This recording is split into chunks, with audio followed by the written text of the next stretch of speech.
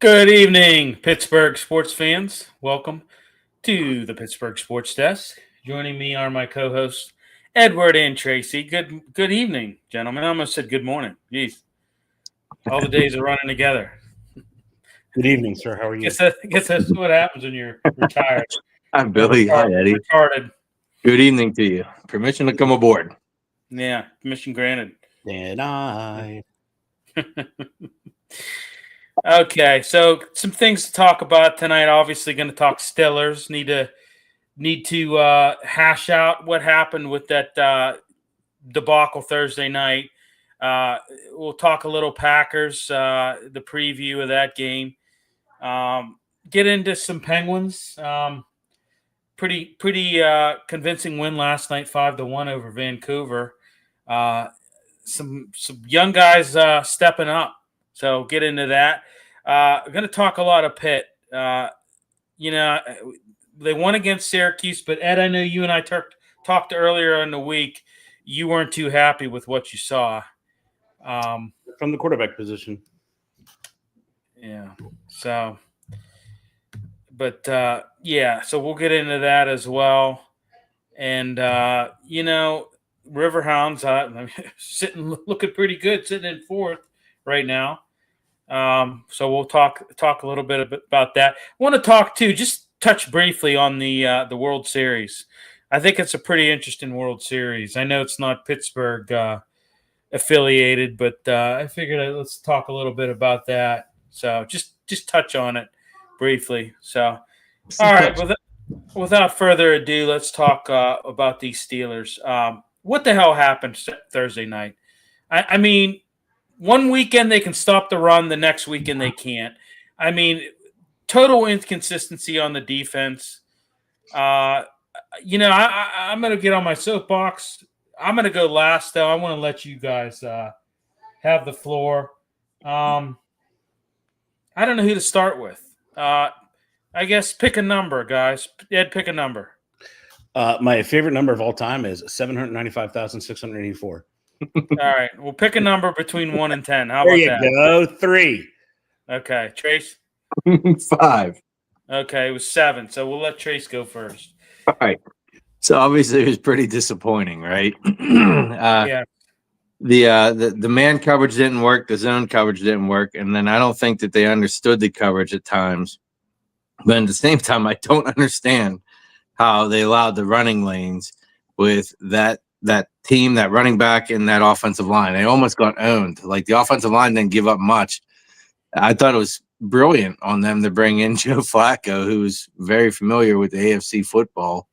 And he kind of just fell right into place. But, I mean, he was playing out of this world. He had, like, a beautiful spotter all night, great anticipation. He understood where he was going with the ball. Even if he didn't know the plays, he knew what he was doing with that.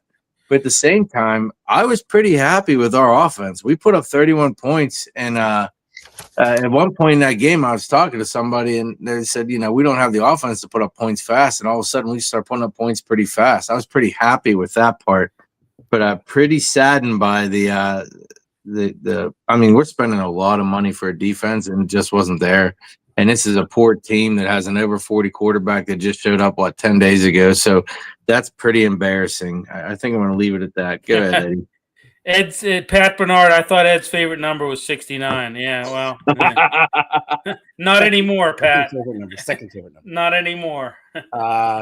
So we'll go back to last Wednesday when we talked about the game, and we talked about at the end of the half hour, at the bottom of the hour, or somewhere around there, we gave our picks. 2 people picked the Steelers by quite a margin.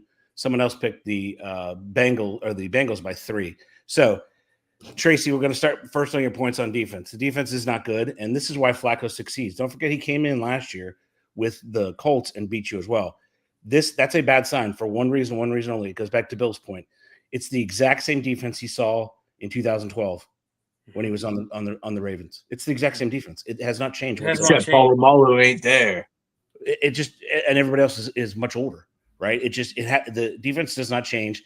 And I was doing some research this morning. It was quite early in the morning, doing some research on the Steelers with a fan of the show, and we talked about the fact that, first of all, that they get lost and at the system. So in my opinion, this is just my humble opinion, being an outsider, I don't want system guys. I just don't want it. I want incredible athletes who can overcome the system failures, because the system just doesn't work any longer. It just doesn't. That's why only 5 teams start in the base that have a base of a 3-4. It just doesn't work. You don't have the athletes in Pittsburgh to do it. You just don't. And it's proven because they play wretched zone defense. It was some of the worst zone defense I ever saw in my life. It truly was. And the defense, they just got outplayed by that offense. Came in with a running back, Chase Brown, who averaged 2.9, I think, 2.9 or 3.1 prior to the game, and he was almost 10 yards a carry. His average was. So start with the defense, and it is too much money spent on an aging defense. We all know that. Just think about the amount of players you could have if you didn't have those massive contracts. You're talking about 3 or 4 extra players, which is what you need. And the Steelers are not adjusting to the modern offense. They just refuse to do it. You need more linebackers with speed. You need more safeties on the field. You almost need not like a. I mean, I would go to. I would go to something different. I'd go 3-5-3. I would do it because it allows. You need run stoppers too. Is what you need. Right, but I mean, linebackers with speed. Our linebacker ran down a very fast wide receiver last week. That's in the past. We're looking for the big. He was still on the field this past game. They have a fast guy. They need him in position. Is what they need him. Big window in the front is what we're looking for. Not looking for the rear view mirror in that small window. We're going for the big window, right? And to your point, the inconsistencies because the scheme just doesn't work any longer, and nobody has the courage in the organization to say time is up. Scheme does not work. These changes have to be made, and truly, here's you always have to add a disclaimer to everything you say when you're talking about professional athletes these days. They're all great guys, right? All of them. Superhuman beings, very little off-field problems, right? Yeah. Superhuman beings, real great, nice guys. But sometimes you have to look at the film and you have to trust your eyes. And you got to say, it's just not good. It just isn't. They're too old. They tire out too quickly, and you could say everything. We switched to go to the offensive side of the ball. They were playing the Bengals, okay? Playing the Bengals. Their offense should have done what it did because you were playing the Bengals, who had nobody. They didn't have their best pass rusher on the field, right? They lost to the Bengals, right? So putting up to me are irrelevant because you're going to come to teams that have an offense and a defense. These next 3 weeks, I think with the exception of the Chargers, because the Chargers are so banged up, it's ridiculous. Just like when they came in here last year, beat you in the first half, then lost all their players and lost in the second half.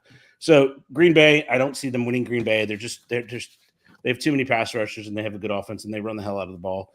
I don't see the Colts as a loss, as a win. I see that as a loss. Chargers, maybe because they're coming, they have to travel, but these next 3 teams run the ball, and I don't think that's the strength of the defense. I don't think that matters anymore. Well, I don't think that matters. You watched LA just decimate the Jacksonville Jaguars, and they traveled the day before to London, and Jacksonville was there all week, and they just kicked their ass up and down that field, sideways, diagonal.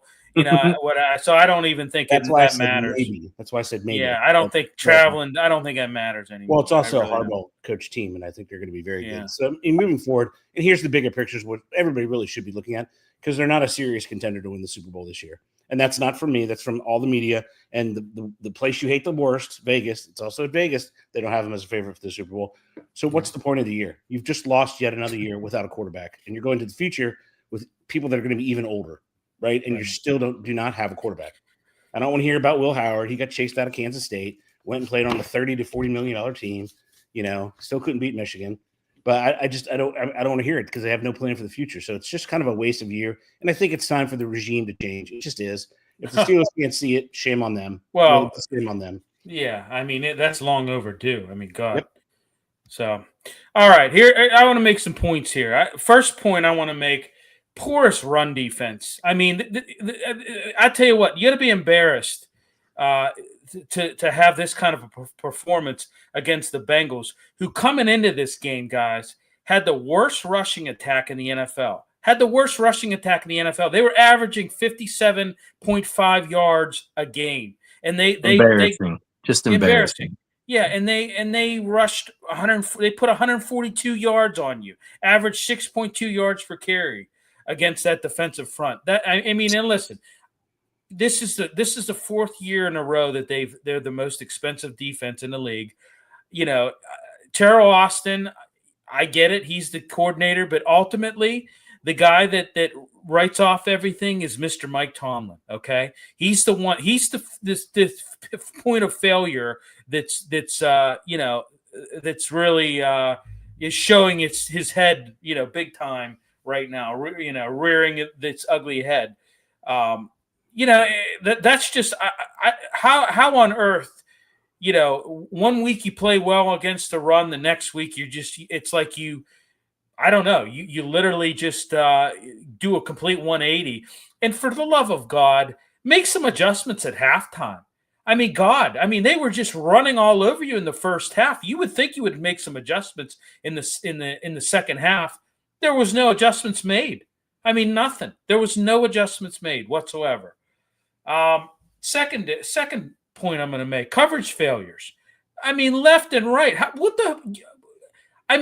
many times are you going to let teams just run slants on you for 12, 18 yards a pop?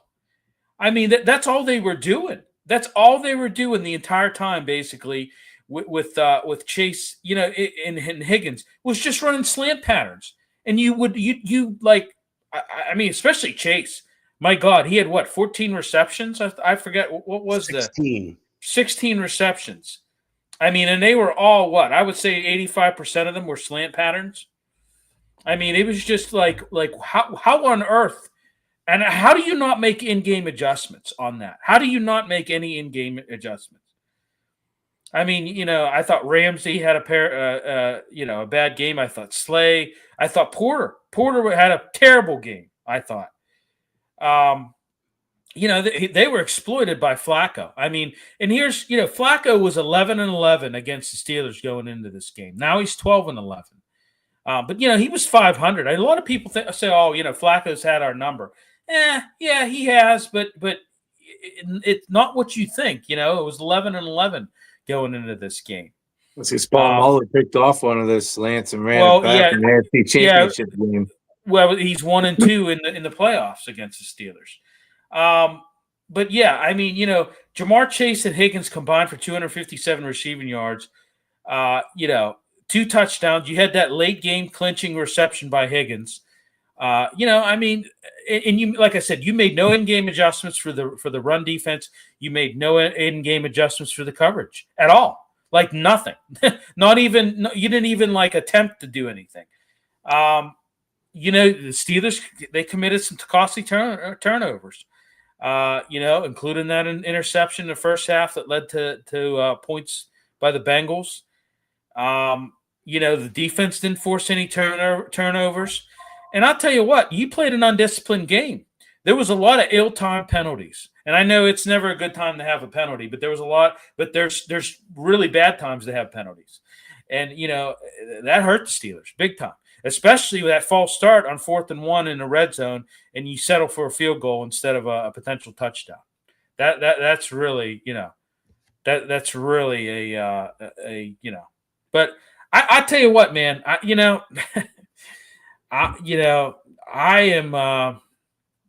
not happy with what I'm seeing, and a lot of it stems from the coaching staff. A lot of my gripes are with the coaching staff, and they're just lack. It's just I don't care. It's getting stale at this point in time, and we it seems like we talk about the same thing over and over and over and over again year after year. Now, I listen. I'm going to say this. Now, I think we've got our offensive woes figured out. I think for the first time since the Ben Roethlisberger era, we got a guy. Now, he's not going to be here that long, but we got a guy who, he is a 4-time MVP. He is a future Hall of Famer. He's he's a guy that just his presence alone and his, tangibles and attributes make you a better team. But it's no excuse at all. You're having an offense that's putting 30. You score 30 points in a freaking game, you got to win the game. And you're having an offense that's doing that consistently, but you can't stop anybody on defense, and you're giving up points. And that's unexcusable. It's inexcusable when you're the most expensive defense in the league for the 4th year in a row. It's inexcusable. And I don't care. I'm tired of excuses. I'm tired of people putting Mike Tomlin on this pedestal like he's the leader of men and he's this, that, and the other thing. Oh, I'd get a job tomorrow. Who gives a damn? Like, who cares? Okay, he's not getting this team to where it needs to be, and he hasn't done it for a very long time. I believe he was a good coach at one time. I don't believe he is now. Okay, period. And it's been like that for a long time. Okay, so I'm sick and tired of this. The national media that just kisses his ass left and right. Like, enough. I'm tired of it. Enough. Okay. Lose. Oh, he's never had a losing season. Who cares? Who cares? I'd take, 3 or 4 losing seasons if you had more playoff wins in the last 10 years, than what we have now. I mean, it's ridiculous. Aaron Rodgers, 23 for 34, 249 yards, 4 touchdowns, 2 interceptions. Not sacked, by the way. Not sacked. I mean, the offense is doing their job. They're doing their job. They're scoring the points. They're doing what they can do. This defense is terrible.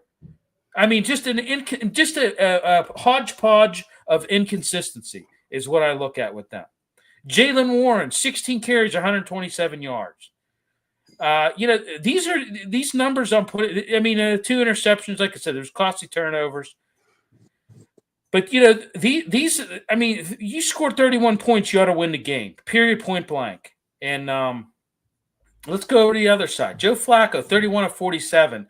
342 yards, 3 touchdowns. You sacked him twice. I tell you what, Flacco, guy was here a week. What, 10 days up until and this is the performance on defense that you roll out here, and you wonder why people are kind of beside themselves. Jamar Chase, 16 receptions for 161 yards and a TD. I mean, longest was an 18. That was a slant route. T. Higgins, 6 for 96. I mean, this is just Yoshevach. She was another guy that had a couple big plays. He had that 37-yard reception. I mean, look, and Noah Fant, another guy. You can't. They never covered the tight end either. Noah Fant had a touchdown. Had 4 receptions, had a 25-yard. Actually, I think that was on the touchdown. It was a 25-yard touchdown. I mean, this is pathetic. This is pathetic. And I tell you what, I'm concerned. I'm concerned because the offense is rolling and the defense is going in the other direction. So, kind of reminds you of a different sport, but kind of reminds you of the Pirates. Oh, great, got the best. Great pitching, but can't hit. Same. It's like it's like we're seeing this now with the Steelers. Got a offense that's putting up 30 points a game consistently. Well, we got a defense that's giving up that amount of points consistently as well. So I don't know. I'm just it's getting frustrating. It really is getting frustrating. No doubt.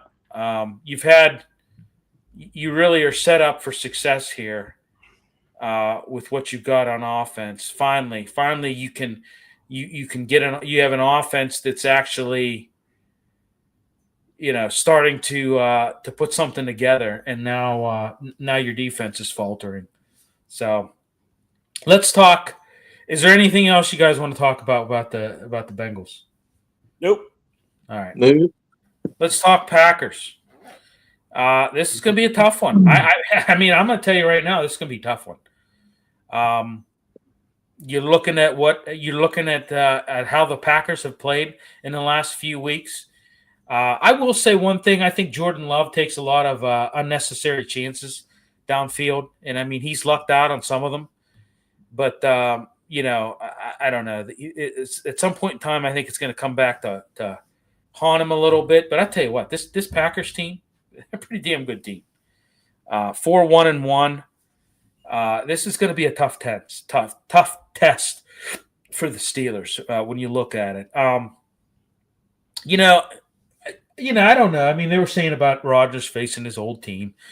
I think if he was in Lambeau, this would be a little bit more, kind of maybe weigh a little heavier for him. But the fact that you're facing him at home, I don't know. I mean, I guess there's a little bit of. I mean, he played there 18 years, guys. he basically grew up there, pretty much. Okay. So I think it's just kind of like a special game for him. By the way, they're going to be wearing these jerseys. As you see, I got my TJ Watt. And I like this jersey, but you know what? I would have had that bum. I would have had white numbers. I would have had white numbers on the back. You've got white numbers on the front and black numbers on the back. I just don't like that. I think it's kind of – That's weird. I think you should have consistency. If you have white numbers on the front, you got to have them on white numbers on the back. I don't know. That's just me. That's weird. But yeah, I mean, people are saying a revenge game. I don't look at that. I think the Jets was more of a revenge game than anything.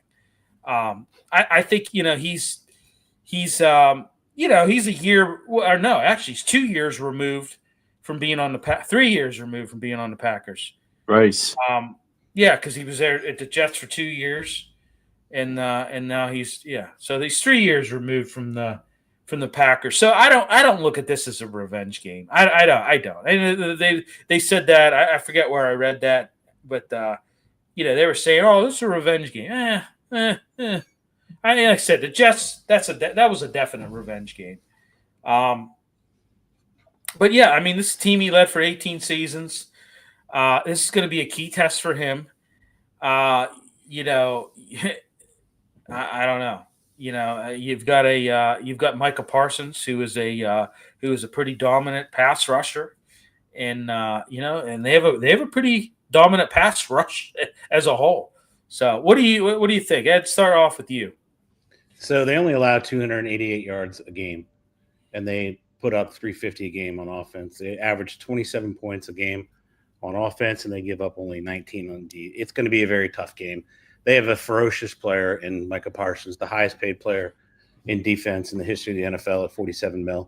He's young, and the thing that he does is he's given the freedom to make his own adjustments during the game. He sees a weakness after he gets tired of beating Broderick Jones. He'll go to the other side. He'll take care of Fautano. Then he'll go in the middle, hit the guards. He's going to be all over the place. I don't think he's going to be able to develop plays downfield whatsoever. I think it's going to be a quick, short passing game. It's going to go back to the 2.4. He was 2.6, but it'll go back to the 2.4 and all that stuff later. So it's just not going to. They're not an offense that's built like that. They're just not. They can't protect the quarterback. He ran for his life against Cincinnati. Every time he made a play, he was outside the pocket, off schedule. He cannot sit in the pocket. They cannot protect him. Period. Haven't done it all year, pretty much. So I think it's going to be very tough. They're lucky. They lucked out. They lucked out that he didn't have any sacks against them. Right. And they're at home. I thought that was shocking when you saw how many times he ran for his life, and yet he didn't get sacked once. So I guess that proves he still does have it.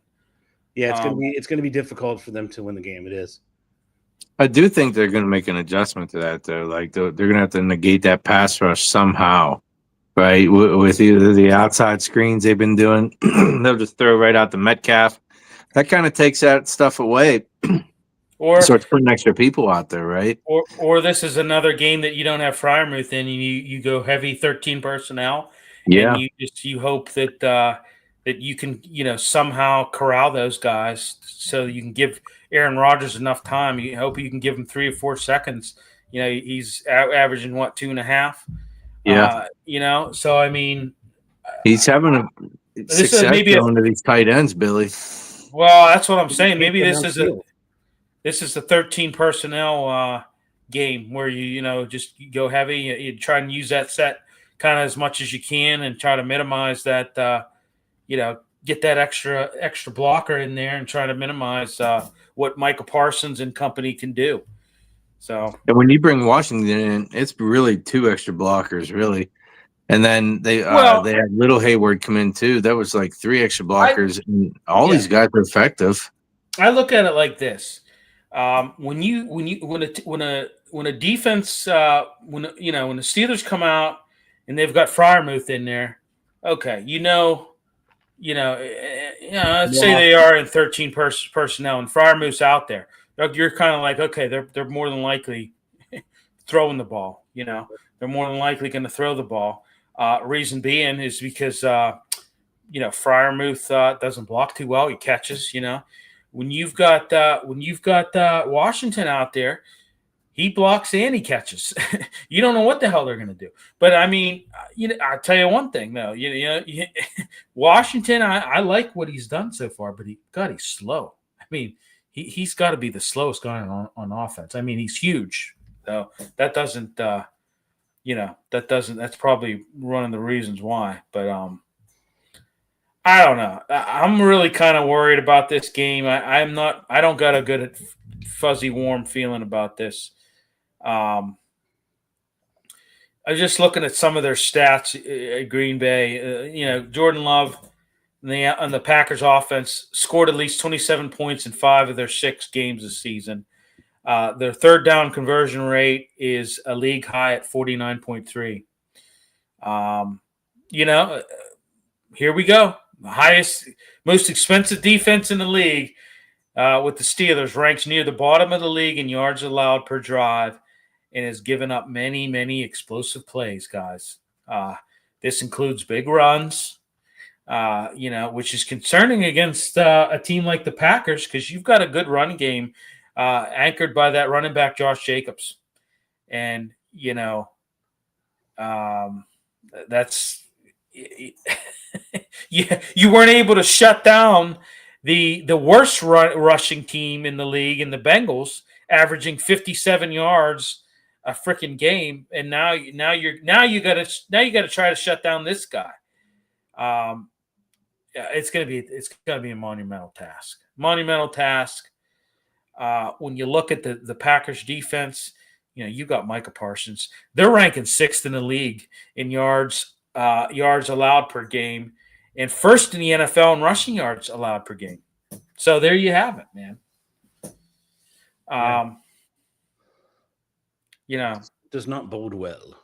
Right. And I mean, you're already, the Steelers, let's face it. I think the offensive line has gotten better. I think, it's better than what it was in week 2. But they've struggled with pass protection this season. And I tell you what, if Rodgers faces heavy pressure from that formidable front end of the Packers, it could be a long night for the offense. Just saying. So, look at what else you've got. Skill guys on the Packers. How about Christian Watson? He's got speed. He's got size. They got a pretty dangerous passing game. Who else am I missing? You've got Tucker Kraft, Romeo Dobbs. Yep. You're forgetting their wide receiver, their speedy guy. Well, throw it out there then. Jesus, God, Matthew Golden, right? He ran the fast time. He's out there. Yeah, I mean they're stacked. Dontavian Wicks, but he's questionable. You got Luke Musgrave, a tight end as well, who's a great receiving tight end, great blocking tight end. They're kind of, pretty good. So it's going to be fascinating to see if they're able to match up properly. I mean, there's a reason they're 4-1-1. They're a solid team. It's going to be very hard to come at. You got to be mistake-free ball here. Yeah. And listen, I think their biggest challenge is going up against this defensive front. I mean, you added Micah Parsons. You made this defensive front to an elite level. Yeah. Okay. He leads the league in total pressures. Just his presence alone, I think, has amplified this defense and this, and you got other guys like Lucas Van Ness, Rashawn Gary. I mean, this is a very, very talented defense, and which is scary. Led by that big guy. The high school player. I mean, he's a game wrecker. He's one of the only true game wreckers left in the league right now. What's your guys' take on Love overall? What do you like about him this year? What don't you like about him this year? Well, we talked a lot about him, that maybe he might be unfortunately have that horrible moniker as a injury prone guy, but he's pretty healthy so far, which is impressive because we really thought he was going to be an injury prone guy. Well, it's so far. It's week 8. Yeah, so he's. I mean, you can't argue the stats: 10 touchdowns, 2 interceptions. He moves well. He's very athletic. I think they're going to have, kind of 108 passer rating. They're going to kind of have their way, Yeah. is what I think, because I just don't think the Steelers have a strong enough defense, not only to adapt to what's going to happen to them, but I just don't think they have what it takes to cover them, unfortunately. We got Mac chiming in. Steelers game plan: take your right hand and press it against your left hand and look to the sky. That is sage advice from Dr. McCown. from the mouth of babes. That is sage advice from Dr. McCown. From the mouth of babes. Doesn't get any better than that. Nope. So, the only thing we have left to do. Yeah. I'm going to say one thing about their weaknesses with the Packers. They've had a little bit of inconsistency in offensive line. They've had some injuries. Zach Tom, Aaron Banks. They've gotten a little bit hurt. It's hindered a little bit of their running game. Added a little bit of extra pressure on Jordan Love, who has been pressured about 40% of his dropbacks. I still think they've got a little bit – that defensive front for the Packers is great. I still think there's a little bit of vulnerability in their secondary, especially in the cornerback position. Especially I've seen some issues in zone coverage with them this year. There's been a little bit of exploitation on other teams with this weakness by using just quick passes and, just trying to neutralize their pass rush. So I don't know. And you know what? In the last 3 weeks, in the last 4 weeks, they've ranked third in the league in penalties. So they've had some issues where they've had some stalled drives because of penalties. No doubt. And, there's also been, they've said, there's been a little bit of poor clutch performance. They've struggled to close out games. They've given up late leads. Prime example to the Cleveland Browns and the Dallas Cowboys. I mean, they gave up late leads against Dallas and, which were, against the Browns, it resulted in a loss. And against the Cowboys, it resulted in a tie. But another thing I saw, the defense has given up scores on 2/3 of fourth quarter drives. So, that's something to be, it's so not all acceptable then. Yeah, but there's,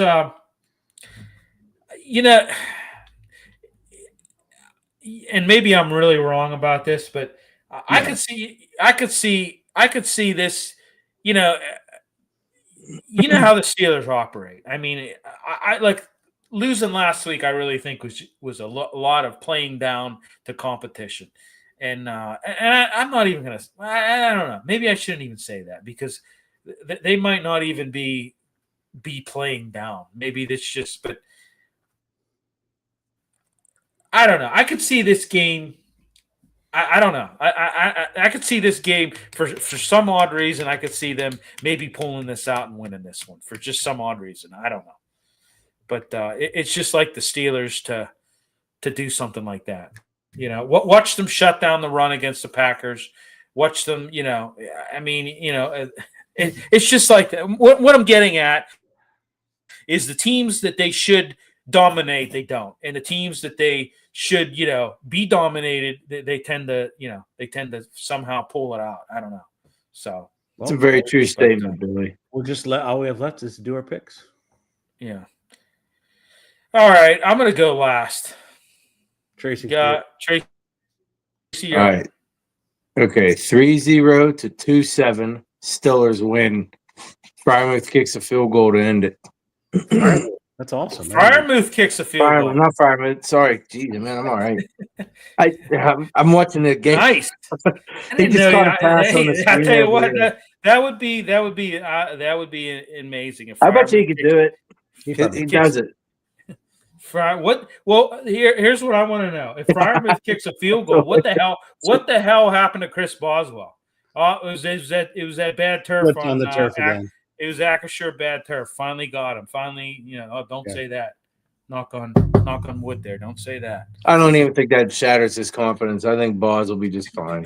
Frymouth kicks a field goal. Okay. Holy shit. I'm watching. He caught a pass. I'm watching. Straight up story, Billy. I didn't mean to do that. 30-27. 30-27 is what I said. Steelers. Late Wizard of Fireman Oz field goal. kicks it late. Yeah, late Fireman field goal. The Packers are a 3.5-point favorite on the road. The over-under is 44.5. I'm going to pick 24-20 Packers. Okay. I'm going to go 35-27 Packers. I hate to go. I hate to do that, but I'm just I don't know. I'm not real warm and fuzzy about this game. There's no fuzzy warmness. Yeah. So all right. Let's shift gears a little bit. Let's get to the Penguins a little bit. Last night, 5-1 winners over the Vancouver Canucks. Strong start to the season. You're 5-2. Which I think is good. How about last night? Crosby becoming the franchise's all-time points leader in regular season and playoffs, surpassing the great one in Mario Lemieux. What'd you think about that? I mean, I like how he said it. What did he say? It took him 500. It took him 500 more games, but yeah. Well, don't all hit me at once. What did let's hear what you had to say. No, there's no doubting his greatness, Billy. As a non-Penguins fan, no doubting his greatness. Seriously, I mean, the guy is a Hall of Famer. I mean, he has the advantage of playing 500 more games, but no doubting his greatness. I just anytime you pass anything that has Soissons Cease on it, I mean, he's the best hockey player that's ever played the game. So if you're matching up with him, then obviously you're doing something right. Yeah, not close, but go ahead. Chris Letang, too, recorded his 600th career assist, becoming the 20th defenseman in NHL history to reach that milestone. So there's a couple milestones set last night. Listen, I like what I'm seeing from Justin Brazeau. This kid is just amazing, dude. This kid this year has just been – he's big. I like him on the line with Malkin. Anthony Mantha is another guy I like. Shelovs, I think, looked good last night. He's 3-1-0 right now. And I think you ride it with Shelovs. Jari, I think you just have him as a backup and try to get rid of his ass any way you can. Well, there is another goalie down below that might be able to come up later on, Bill.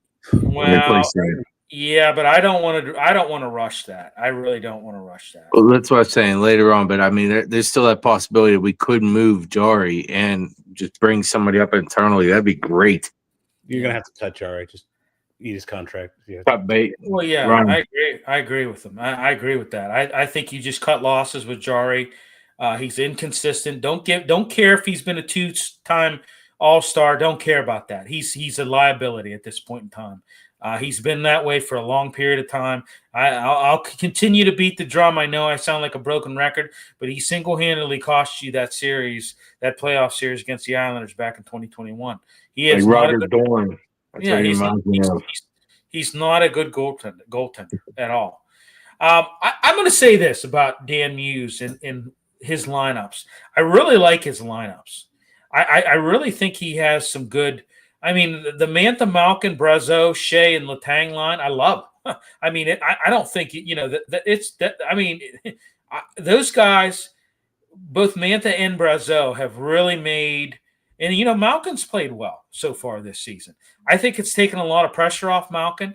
I think all three of those guys, Mantha, Brazeau, and Malkin, I think they play well together. I really do. They feed off each other at least. Yeah, and I tell you what, Brazeau, big target. The kid can score.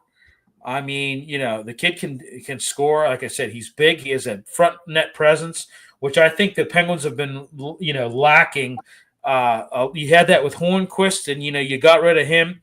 And I said that there wasn't really any net front presence that you had too much. I mean, I don't know. You had some guys that had the potential.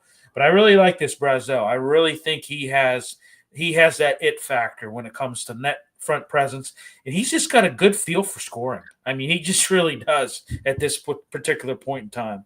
I mean, when you look at it, how many goals he has this year? 4?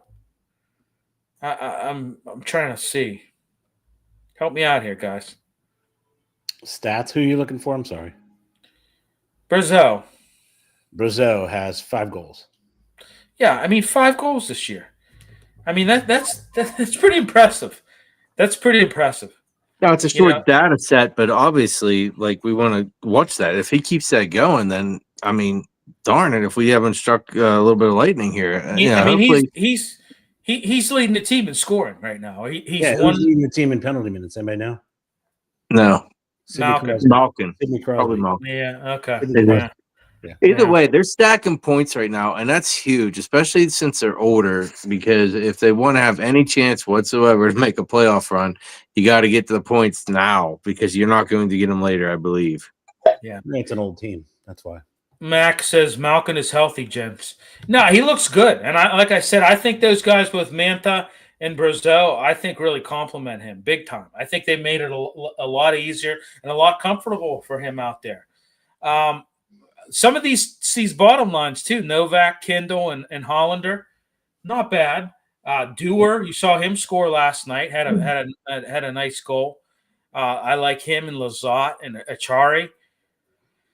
I like that. I tell you what, I'm very, very impressed so far with Dan Muse and his lines, and just his approach right now. I was a guy who was very skeptical just based on his resume. I was just very skeptical on this guy, and I'll be honest with you. I like what I'm seeing so far. Small sample size. They're 5-2, but it's a good start. It's a good start. We'll see how they are. What do I always say about hockey? I say it's always don't watch it till April.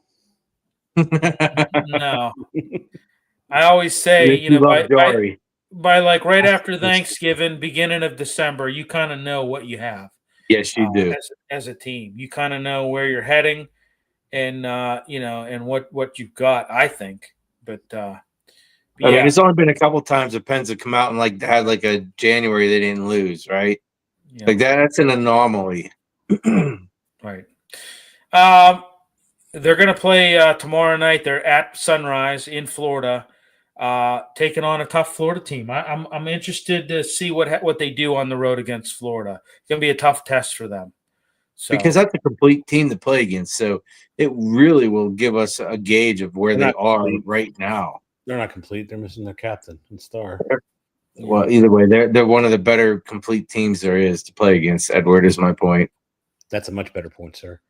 Yeah. I mean they're missing. We talked about it in Pocket the last time. They're missing both those guys, and those are big losses for them. This. I mean, I hate to say it, but this Rangers team beat you 5-1 at home. But we beat them before they beat us.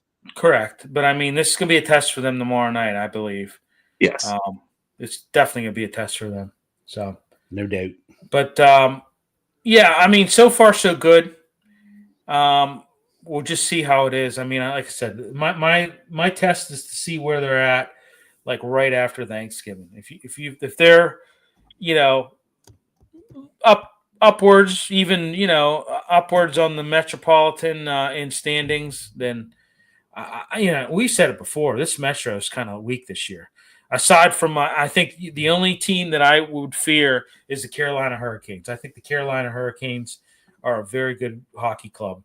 But this is kind of a weak division this year, the Metro. You got a lot of teams that are kind of like the Penguins that are in rebuild. Well, I mean, really, the Penguins aren't even really in rebuild, but mythically, I guess they are, but I don't know. Like I said, I mean, would you agree with that? I mean, the Metro is pretty easy this year. I would agree. Yeah, I think it's an accurate statement, Billy. So, why? Thank you. All right, let's move on to Pitt football. A lot to talk about. Parliamentary inquiry. You were going to go a little baseball before that, sir. Well, I was going to say that for last. We can go. We can go. No, Pittsburgh. I mean, listen, we're trying to keep this as Pittsburgh as we can. We've eliminated a couple segments. I mean, we don't do NFL news anymore. we want to just kind of keep this as much Pittsburgh as we can. But I want to comment on the World Series. I'm just going to say one thing. I'm happy to see Toronto in it, but I just want them to just kill. I just want them to beat the piss out of the Dodgers. I do not want to see this Dodgers team hoist another World Series champ. I just don't want to see it happen. I don't. I'm hoping that the Blue Jays, and I don't know. It's going to be a monumental task for them. I don't know. It's going to be tough. Yeah, it's going to be tough. So, but what are you guys' stance on that, real quick? Dodgers 4-0. Yes, they're just not gonna be able to. I mean, you what is it? 290 million versus 400 million or something like that. I mean, they have the best player that's probably ever played the game, and Shohei Ohtani. And that's all I like watching with the Dodgers. That's all I like watching. Like it's everything else is, That's all I like. He doesn't even sweat. He just goes out there and dominates and sits down and So he's up there with Baby Ruth. Yeah, Baby Ruth. You're saying he's better than the Sultan Squat? He doesn't have unfortunately, he's never going to do that because he doesn't have the amount of years left. Well, if he can stay healthy, maybe, but he's just him and Ichiro. They could just hit whenever they wanted to. Him and Ichiro, man. Anytime they wanted to hit, they could just hit. Well, and Ichiro could hit. I always said about him, I've never seen a guy ball place like he could. Oh my God, it's unbelievable. He could hit. He could put a ball. They always say hit him where they ain't. Like he was the master of doing that. He would just he would constantly do that. He could ball place like you could not believe. It was just unbelievable. He reminded me a lot of what was his name for the Padres? He's Chuck Norris.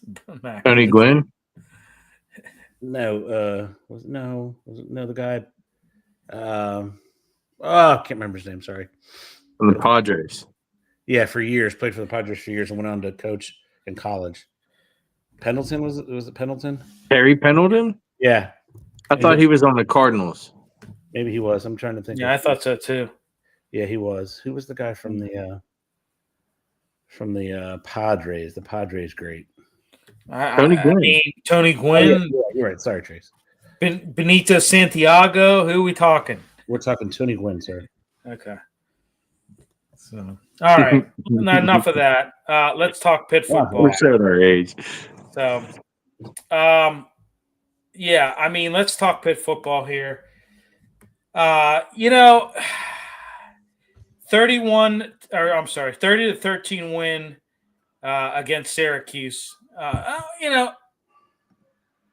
Ed, I know you weren't happy with the quarterback. He definitely did not shine. And like I said, if that was his worst outing and they still were able to pretty much handle Syracuse, I mean, good on you. Could be all right. But it goes back to the idea of Narduzzi. Like, I mean, this is a 7-0 team. No one actually beat them.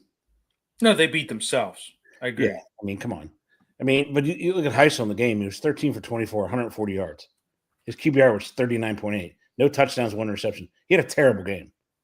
Yeah, I mean, his reads were bad. His reads were bad in that game. I thought that was just a little bit above 50%. But again, if that's his worst game, he had the one turnover, but he did score once. But he had a rushing touchdown. Yeah, and for the love of God, change your picture, dude. Yeah. I mean, some of that. That's like bad.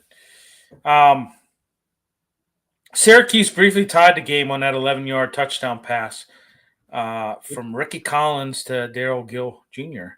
But Pitt took that 17-7 lead in the halftime. And their defense, despite missing their best linebacker, dominated again. Right. I mean, you got to give. I mean, I know Narduzzi's a defensive-minded coach.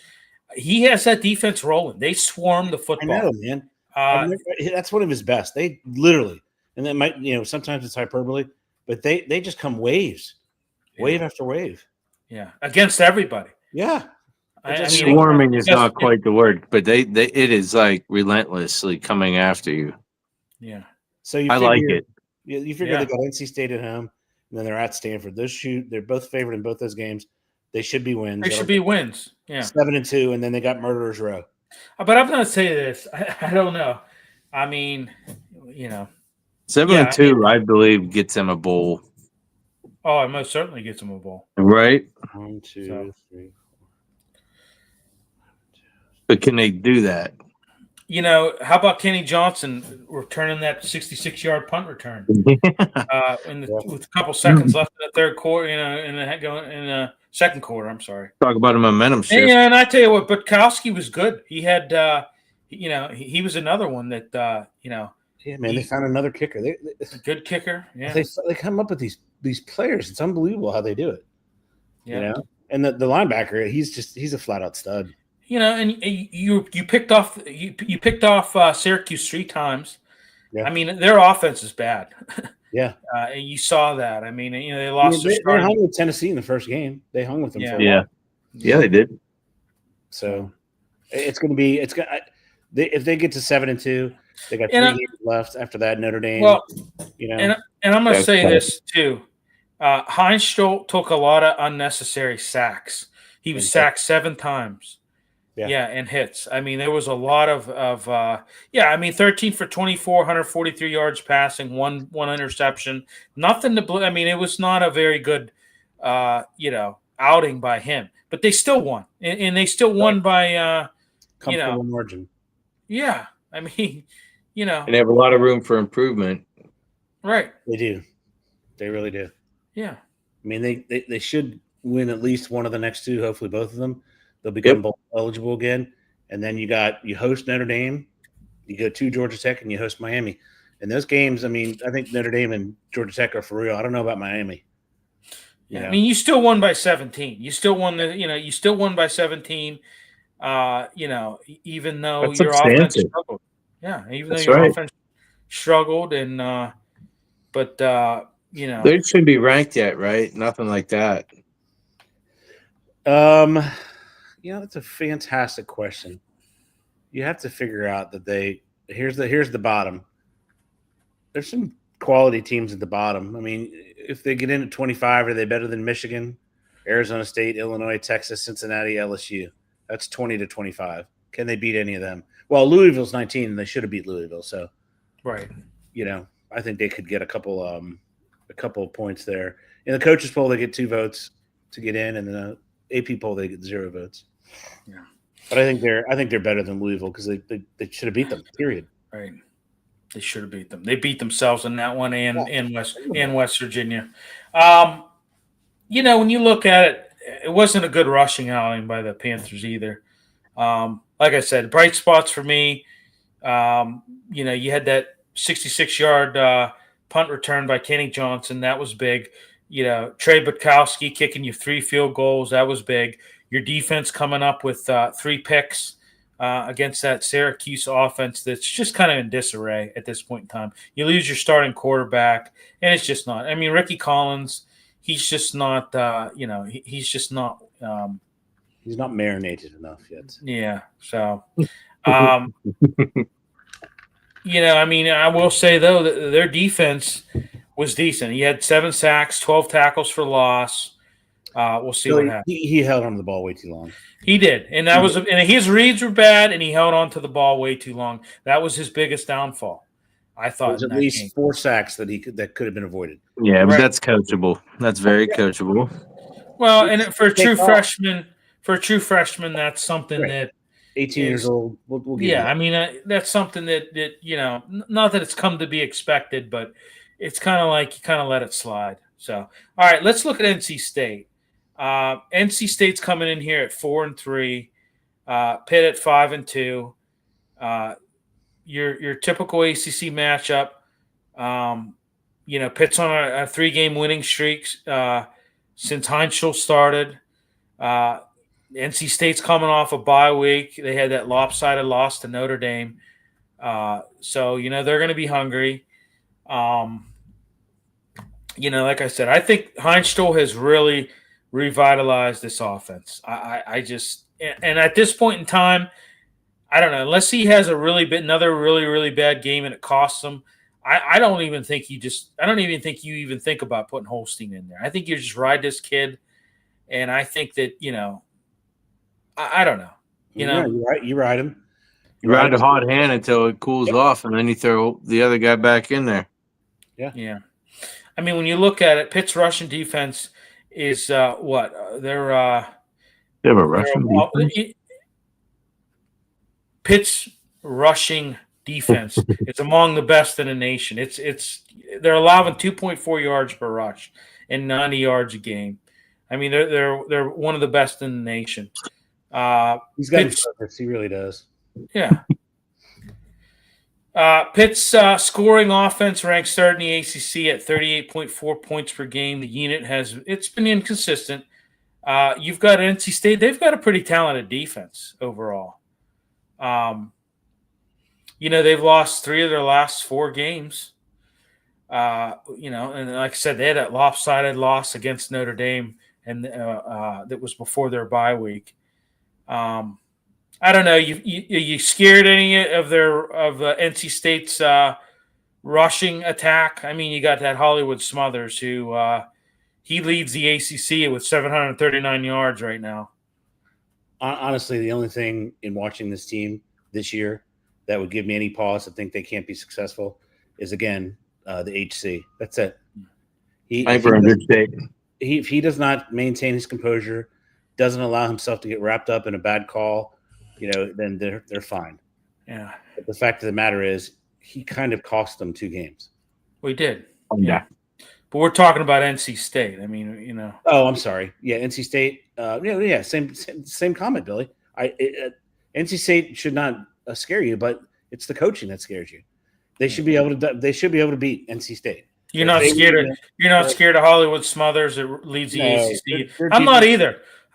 When you're like I said, your rushing defense is the best, one of the best in the nation. It's right. I think it's going to match up well, and I think it's going to be a fantastic game to watch. And CJ Bailey doesn't scare me either. He has shown a little bit of potential, but the guy's inconsistent.